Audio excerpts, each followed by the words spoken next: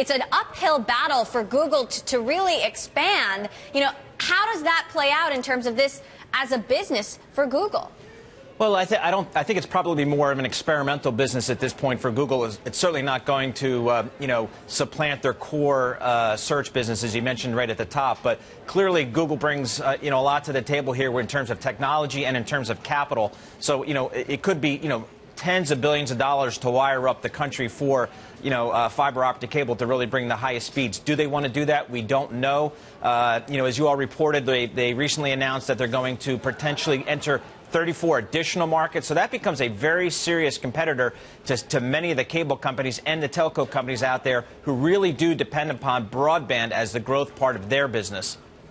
And at the very same time, just rapid change happening in the cable broadband industry. Of course, Comcast now merging with Time Warner, precluding certain regulatory issues. John, people are saying that could slow down the innovation of the Internet and keep speeds slow. What do you have to say about that?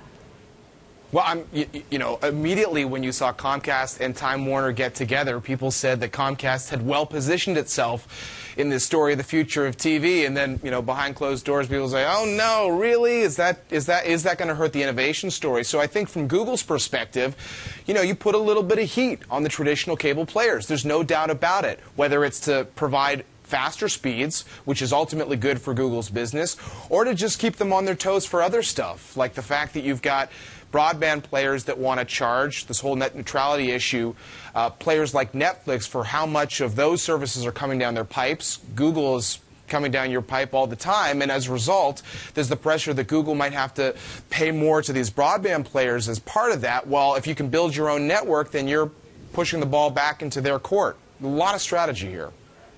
Now, Google, obviously, some cities across the country are trying to get Google to come to them. Other cities, including Mountain View, where Google is based right here in Silicon Valley, have said, no, this isn't going to work in Mountain View. Cory, how does Google overcome those kinds of challenges? Well, to what John was talking about, Google's not laying pipe here. They've already got it. They've already got fiber to the home here, so they don't have to do all of the work from the start that they would have to. They've been very selective about the cities they're working with. Kansas City, for example, had to give up a lot to Google in order to do this. They dedicated workers and staffed, salaried employees in the city dedicated to helping Google roll out this fiber. They had an expedited process to use city infrastructure to get these things out, not just people, but actual physical infrastructure as well. So Google's selecting places where they can get this rolled out in the most simple way. Now, I will say that the customer service numbers for Google have actually been very strong. Time Warner Cable is the only company worse than Comcast when some studies have been done on customer service. Google Fiber has done quite well in the few markets that they've been in. We'll see if that continues. Right. But I think they're going to be selective in the markets that they go into, places where they can really make a difference, but also get it done quickly. But if they do 34 cities, you're going to look at a substantial business where they've got nearly as many customers potentially as a Comcast, albeit not the biggest cities in America. I was reading some Yelp reviews on Google Fiber in Kansas City, and they are mostly positive, mostly 5 stars. Paul, what about the regulatory issues here? There's so much going on with net neutrality. The FCC could obviously make a ruling and change everything, change this entire landscape. But what direction do you think the FCC is going to go? Well, I think, the rollout of Google Fiber here, and to the extent they do expand it to 34 additional cities, I think that's going to be, it's going to be viewed very carefully by the folks in Washington, particularly as it relates to the, the pending Comcast-Time Warner Cable deal, because, of course, Comcast is out there arguing that, listen, even though we're the #1 and #2 cable operator, we operate in a very competitive, not only television business, but a broadband business as well. So, Comcast can certainly point to the Googles of the world starting to wire up lots of the country as a new competitor in the marketplace, thereby perhaps, making it a little bit easier to get that deal approved. John, what's the view from the media on this? What do companies like Netflix think about Google Fiber?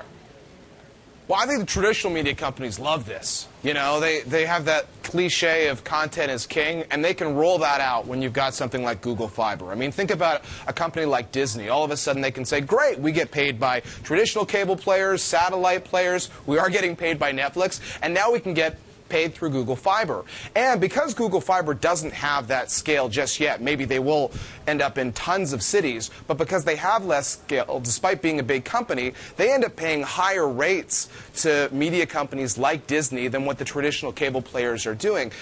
Companies like Disney are in a good position to say, hey, you guys want to offer Monday Night Football? Or let me rephrase that. Do you want to have Google Fiber and not be offering those customers Monday Night Football? So they generally see it as a pretty good thing.